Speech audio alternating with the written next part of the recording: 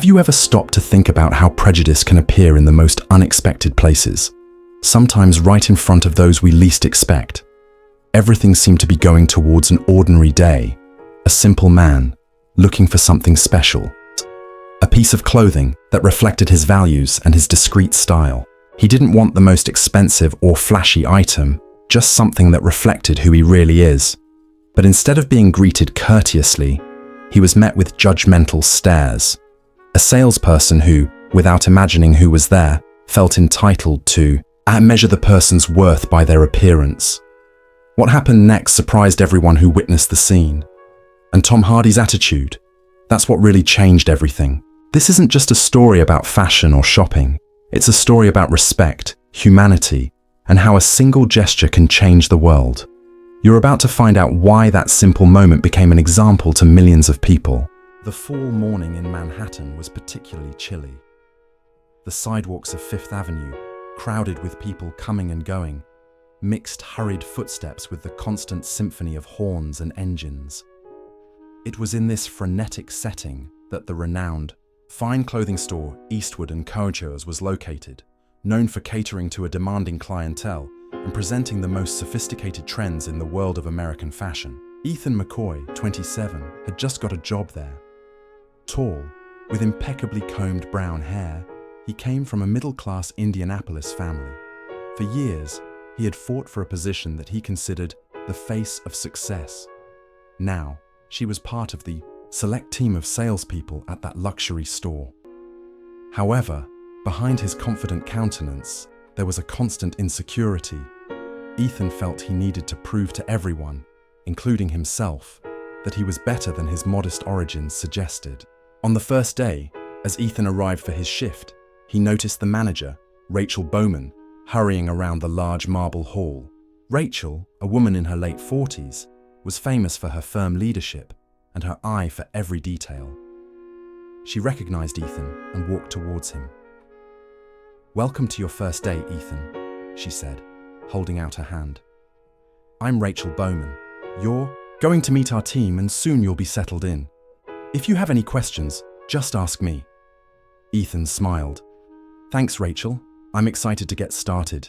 She pointed to the aisles of the store, where racks and shiny windows displayed perfectly cut clothes. "We'll have some VIP customers today. Keep an eye out, watch the other salespeople. And above all, remember, here, the customer experience is the priority." Ethan nodded, but something inside him made him think that winning big sales would be the true measure of success. It was in this atmosphere of expectation that he met Lauren Davis, another salesperson who had been working there for 2 years. "Hi, Ethan," Lauren greeted him cordially. "I'm going to help you get situated. I'll show you our stock system and how we approach customers. But take your time. Everyone finds their own rhythm." As soon as they had finished talking, Ethan walked around the store. He observed men and women analyzing sophisticated pieces, expensive accessories and impeccable shoes that looked more like works of art than simple footwear. He wanted to make his first big sale, and fast. Deep down, a feeling told him that the store would be the scene of something different that day. He couldn't explain it, but there was a peculiar energy in the air. Just before opening time, Rachel announced, "Everyone, stay tuned. Today, we have a very special guest. I want everyone prepared to serve him with total professionalism. Is that clear?" She didn't reveal the guest's name. She just emphasized that it was someone of note. Ethan's heart raced. It would be the perfect chance to show his worth. When the doors opened and the stream of customers started pouring in, Ethan played his role with dedication, but also with a certain exaggeration in the way he acted. His approach almost always analyzed the customer's look first, judging whether it was worth investing time in the sale. This was the culture he had learned indirectly in certain previous jobs, and he believed that sorting out who had money and who didn't was synonymous with efficiency, until, around mid-morning, a man came into the store wearing simple jeans, a cotton t-shirt, and a sweatshirt that didn't fit in with the luxury of the surroundings. His dark hair was neatly cut, but nothing ostentatious. He walked calmly, looking through the racks without any apparent concern. His posture was serene, almost invisible amidst all the glitter. As soon as he saw him, Ethan thought, "He's not going to buy anything. He must have come in just to look." As he believed he was saving time, he approached the man in a slightly condescending manner. "Good morning, sir. Can I help you with something specific?" he asked, trying without much success to disguise his tone of disdain. The man looked up, giving a slight smile. "Oh, I'm having a look, thanks. I just wanted to see the collection of new shirts." Ethan indicated the shirt department with his hand, and then threw in a snide remark. "We've got some high-quality pieces here, but I confess I'm not sure they suit your style. Maybe something more basic, who knows?" The man raised his eyebrows, but remained calm. His eyes conveyed an unusual serenity. He seemed truly uninterested in taking offense or reacting badly. "I'll take a look, yes," he said. "But is it all right if I explore the store a bit myself? I like to see the textures of the pieces." Ethan nodded, already convinced that this person wasn't going to buy anything significant. He preferred to walk away without insisting. Internally, he dedicated himself to looking for someone who showed visible signs of purchasing power. Even so, he watched from afar as the man looked at the shirts, ran his fingers over the silk and cotton fabrics, carefully analyzed the seams. In the back, near the fitting rooms, Lauren Davis noticed Ethan's cold approach. She approached him and whispered, "Hey, take it easy. He's a customer, no matter what he looks like." Ethan shrugged, without much patience. "I'm not being rude, Lauren. I just don't want to waste any time. He's a normal guy, he shouldn't spend too much here. Better to focus on who actually came to buy." Lauren shook her head, disappointed. "You don't know anything about him, Ethan." Just then, Rachel walked by and cast supervisory glances. Ethan tried to show that he was doing his job well by going to talk to another couple who had entered in a more imposing manner. In his mind, the right client was the one who arrived smelling of wealth from a distance. The man, however, walked calmly through the store, examining some expensive items. Tension began to rise when, from time to time, Ethan spied him and thought, "Why is he still here?" Shortly after midday, Rachel suddenly appeared in the center of the room, adjusting her blazer and giving a smile that tried to hide her excitement. She stretched her neck to look at the entrance door, and Ethan realized that something was about to happen. Just then, another man entered, accompanied by a discreet security guard. He was wearing a leather jacket, black pants, and a low-cut cap, almost obscuring his face. His steps, however, were determined. The person entering was Tom Hardy. Ethan's eyes widened, as did the other employees present. There was no doubt about it. Tom Hardy, renowned actor and personality, entered the store with a calm countenance, but much more reserved than you would expect from someone who is known worldwide. Rachel immediately went to greet him. "Mr. Hardy, welcome. It's an honor to welcome you." Tom took off his cap, revealing his familiar face. "Thank you, Rachel. I've come to pick up something for a charity event. I want an outfit that's elegant but doesn't steal attention from the purpose of the evening." Rachel agreed, excited. "Of course! We have some new suits that might fit perfectly." Ethan watched from afar, excited at the prospect of serving a celebrity. But Rachel herself took the lead. She led Tom Hardy to the suit department, calling in a more experienced saleswoman to help with the selection. Meanwhile, that first man, in jeans and a sweatshirt, kept looking at the shirts. Ethan, restless, thought, "Why is this guy still here? Doesn't he realize that this store isn't for him?" A small dose of arrogance was growing inside him, the result of years of nurturing the false idea that only those who appear to have money deserve special attention. So he decided to approach again and put an end to this supposed waste of time. "Sir, have you found anything you like? Or would you prefer to see more, shall we say, affordable models?" he asked, almost spitting out the words impatiently. The man looked up again. "Affordable? Well, maybe I just like something that's comfortable and has quality. I don't need over-the-top pieces." "Right," Ethan snorted. "I can show you what's at the back of the store. It's less sophisticated, but it's a more economical line, let's say." That slight smile appeared on the man's face again. He took a deep breath, as if counting to 10, so as not to retort. Then, instead of taking offense, he simply pondered, "Thank you. I'll take another walk, but don't worry about me." Ethan left him, somewhat irritated by the stranger's insistence. He looked towards the back of the store, where Tom Hardy was trying on suits, causing a stir. That's where I should be, he thought. Little did he know that before long, fate would play a memorable trick on him. While Tom Hardy tried on different models and chatted to Rachel about the charity event, the store gradually filled up, with curious onlookers. Some customers even pretended to be looking at clothes, but really just wanted to get close to the famous actor to try and get an autograph or a smile. Ethan, seeing his chance to shine and earn a substantial commission, approached the other side of the counter, where the items selected for Tom were sorted. "Rachel, would you like some help with Mr. Hardy? I can get you some shoes to go with those suits," he said, trying to sound helpful and friendly. Rachel, a little busy, nodded. "Sure, Ethan, go ahead. Bring the Italian models from aisle B, numbers 9 and 10, please."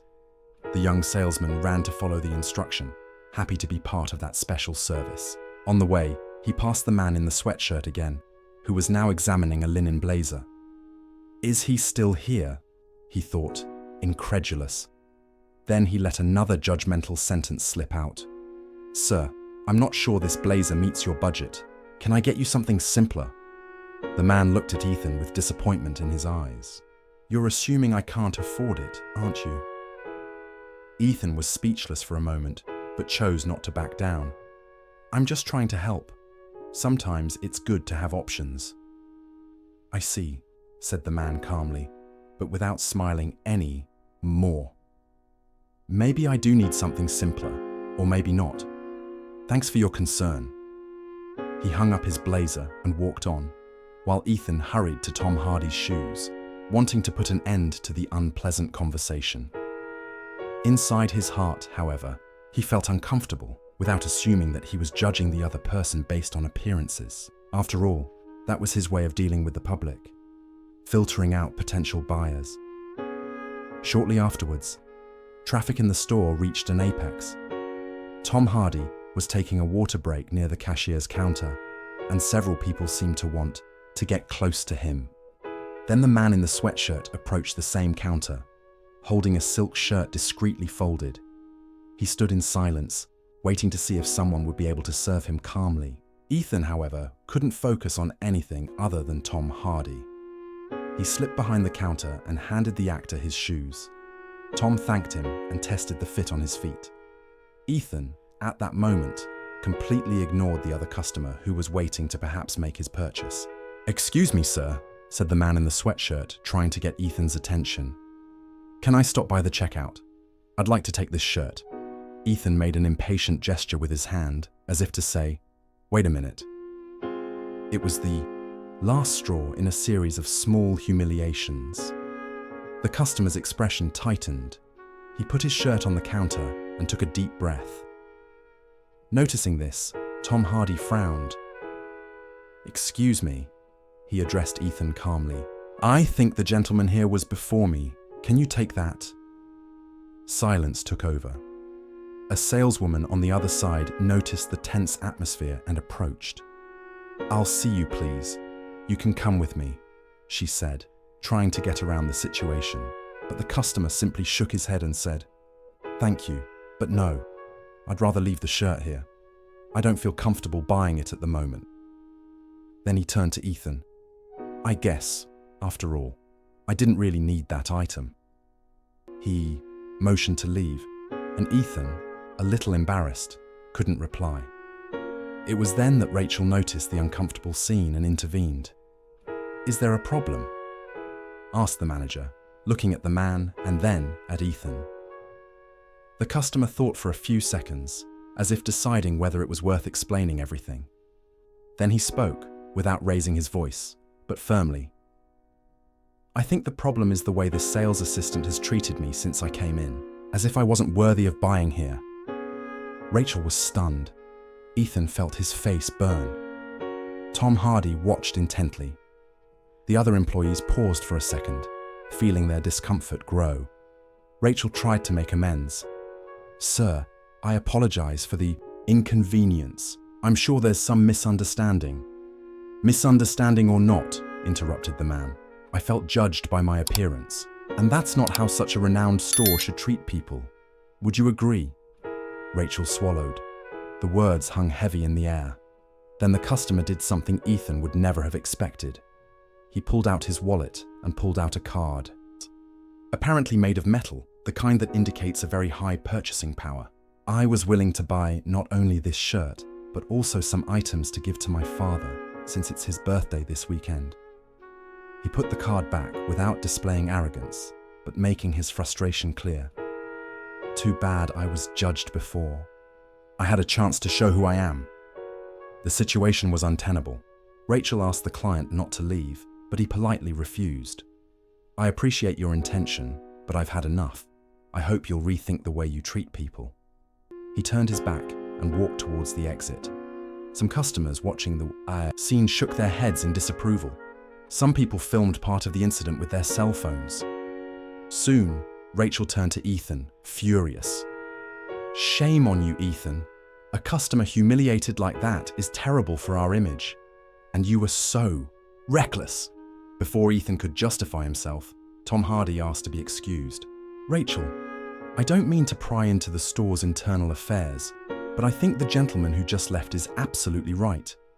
It doesn't matter if it's someone spending $10 or $10,000. Everyone should be welcomed and respected." Tom's voice carried a certain calm authority. Rachel nodded, devastated by the damage to her reputation. "I'm sorry, Mr. Hardy. I ask you not to judge us for this episode. We've been striving for exemplary service for years." The actor frowned, looking at Ethan, who was shaking nervously. "You know, I'm quite discreet and try not to pry, but there's no denying the unease that has arisen. I hope this episode serves as a lesson."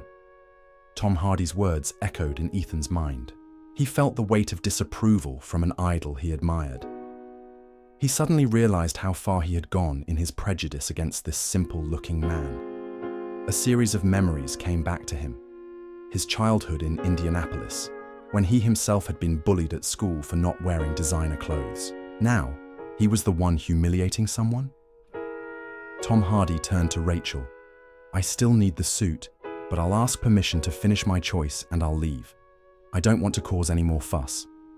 Rachel agreed, but the tension was already on. Several customers left the store, worried about the heavy atmosphere, or simply disappointed by the scene of discrimination they had witnessed. Ethan, seeing people filming and commenting, began to fear that his mistake would have repercussions beyond the walls. When Tom Hardy finished his purchase, he paid at the checkout with Lauren Davis, avoiding another embarrassment. He turned to Ethan and said in a friendly but firm tone, "We all make mistakes, but don't forget, looks don't define who you are." Ethan, feeling tiny, just stammered, "I'm sorry, Mr. Hardy. I was hasty." The actor didn't reply, just nodded and left, accompanied by his security guard. The store doors closed, and inside there was only an awkward silence, until Rachel said, "Ethan, in my office." Now, as soon as he entered the manager's office, Ethan felt his legs begin to shake. Rachel was sitting behind her desk, looking serious. She closed the door and rested her hands on the wooden worktop. "I can't believe that on your first full day, you caused this kind of problem, Ethan." She spoke quietly, but each word sounded like a blow. Eastwood and Cumera values impeccable service, and you practically threw out a customer who was not only able to buy, but made it clear that he had been judged on his appearance. Ethan swallowed. "Rachel, I'm sorry. I didn't imagine that he would actually buy." As soon as he said it, he realized how absurd that justification was. Rachel narrowed her eyes. "Yes, you didn't imagine. You judged. And look what happened. You created a situation that could even go viral on the networks, tarnishing our reputation. To make matters worse, Tom Hardy witnessed the whole thing. He bowed his head with a mixture of shame and regret. I know I made a mistake. I can't even justify it. Rachel took a deep breath. Yes, you did. A lot. But I'm going to give you a chance. I'm not going to fire you. Yet. You'll have to show that you can change your attitude. Otherwise, you'll have no place in this store. At that moment, Ethan felt something different. He realized that for years, he had desperately tried to feel superior to others in order to escape his own insecurities, and that was taking its toll. I appreciate it, Rachel. I really do. I'll make sure I don't let you down again. She gestured for him to leave and just said, I hope so, because if you do anything like that again, you'll be out. Ethan left the room still stunned. From that moment on, he would have to deal with the consequences. In fact, the next day, a video circulated on social media showing the moment Ethan treated the man in the sweatshirt badly. The comments were harsh, many accusing the store of elitism and prejudice. Internally, Ethan knew that everything could have been avoided if he had acted with empathy. Over the next few weeks, Eastwood & Cohen felt the blow. Fewer customers showed up, and many left negative comments online. The pressure on Rachel and the whole team increased. Ethan, in particular, found himself in a crisis of conscience. What had led him to judge people by what they wore? Was he repeating a pattern that had once hurt him? Lauren Davis, noticing the change in her colleagues' behavior, approached him one afternoon when they were both window shopping. Is everything all right, Ethan? He took a deep breath. No, I feel like I've ruined everything. My arrogance, I hurt someone I didn't even know. Now the store is paying the price. She put her hand on his shoulder. People make mistakes. The important thing is how you deal with it now. You really want to change, don't you? Ethan nodded, his eyes watering. I do. I never want to treat anyone like that again. Lauren smiled slightly. Then start acting more humble. Every customer who comes in here is a chance to learn. Stop being so judgmental. He agreed, and little by little, Ethan's attitude changed. It wasn't easy. Some customers came in elegant, and he was tempted to be immediately solicitous. Others, dressed simply, came into the store, and Ethan had to work hard to remind them that they deserved the same attention. It was a daily exercise in self-control and a change of mentality. Despite the improvement, the pressure on Eastwood and Co's image didn't let up. Months later, Rachel gathered the team together. She needed to make cuts and reorganize the structure to try to overcome the reputational crisis. Ethan, feeling the weight of the mistake that had led to the whole story, chose to leave before he was fired. He thanked Rachel for the opportunity and said goodbye to Lauren, who hugged him. Good luck, Ethan. I'm sure you'll find your way. He left with a sense of unfinished business, but with the conviction that from then on he would treat people more respectfully and humanely in whatever job he took on. It was then that an opportunity arose at a sportswear store in Brooklyn. Quite different from the luxury of Fifth Avenue, it was a relaxed space that catered for customers of all profiles, from professional athletes to young people looking for casual clothes. On his first day there, Ethan encountered situations that he would previously have considered simple. A 70-year-old woman trying to find a coat that didn't weigh down her shoulders, a 16-year-old boy looking for a present for his father, families coming together to buy basketball shirts. And Ethan, now more attentive, found satisfaction in helping everyone without prejudice. At one point, he found himself carrying bags to a customer's car, something he would never have done in the past out of sheer vanity. Grateful, the woman smiled sincerely. The feeling of knowing that he had genuinely helped someone was incredibly comforting. In these small actions, Ethan noticed that humility made him more open to the humanity of others. He learned to value every story his clients brought. Some had a lot of money, others not so much, but they were all people looking for something, and it was rewarding to serve without judgment. Almost 6 months passed. Life was going more smoothly, and Ethan felt happy in his new position. Then, one day, he received news that a famous customer would be visiting the sports store to buy clothes for a charity running event.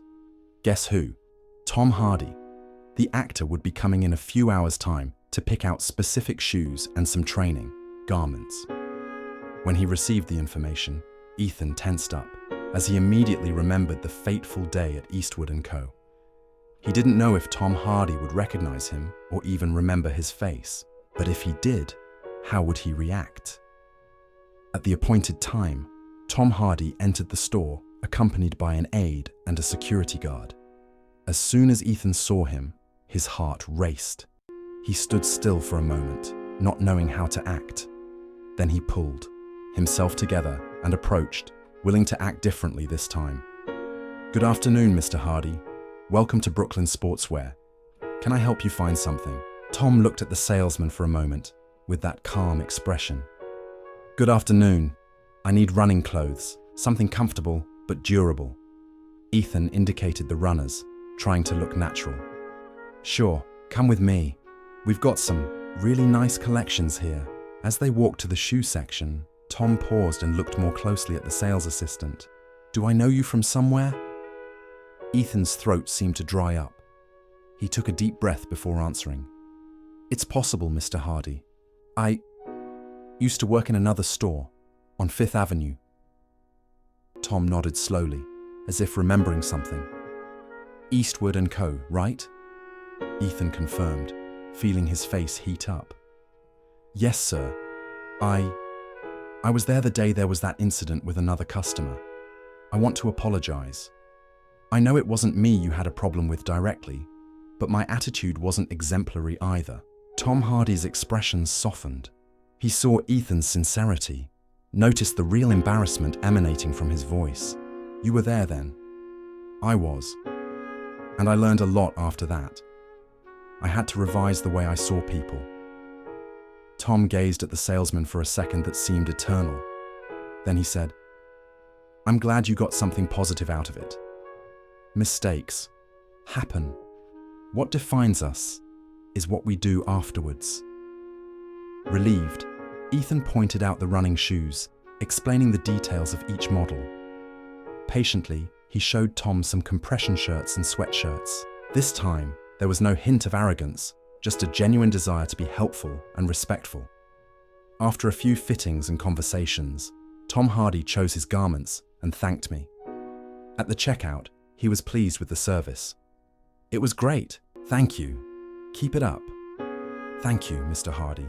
Come again," said Ethan, with a genuine smile. When the actor left, Ethan felt his heart lighten. That scene seemed to end a cycle that had begun with the humiliation of a customer judged by his appearance. He remembered that simple man, the harsh words he heard, the shame he felt in front of Tom Hardy. And now, there he was, learning every day how to deal with people without prejudice. Months later, Ethan McCoy's life took an even more positive turn. He became a supervisor in the sports store, recognized for his empathy and service. In a meeting with the team, he made a point of sharing the story of how he had once acted coldly and prejudiced towards a customer, and how this mistake had cost him dearly. He explained that no one is defined by their appearance, their clothes, their accent, or their social status. The humanity we carry makes us equal, regardless of possessions. The lesson I learned is that true wealth is not in what we can buy or show off, it's in how we treat each other. Ethan told his new colleagues, "I hope you all never forget that." The story went in other directions too. Rachel Bowman, despite facing difficulties at Eastwood & Co., made significant changes to the service policy, including empathy and inclusion training for all employees. Lauren Davis, meanwhile, had become one of the most beloved managers, always willing to meet anyone with a warm smile. Meanwhile, Tom Hardy continued his routine of movies and charity events, but the memory of that day when he witnessed a customer being disrespected and also saw how a mistake could turn into growth remained as a sign that even celebrities encounter people on a journey of self-discovery and course correction. At the end of the day, that stranger in the sweatshirt had shown that judging someone's worth by their appearance is one of the biggest mistakes we can make. He carried within him a wealth that couldn't be labeled, and his serene posture, when confronted with arrogance, served as a spark for so many other people to rethink their attitudes. The moral of the story is that compassion, empathy, and respect are not linked to the money in our pockets or the clothes we wear. They lie in our essence, in the choice we make to see others as worthy human beings, regardless of any external signs.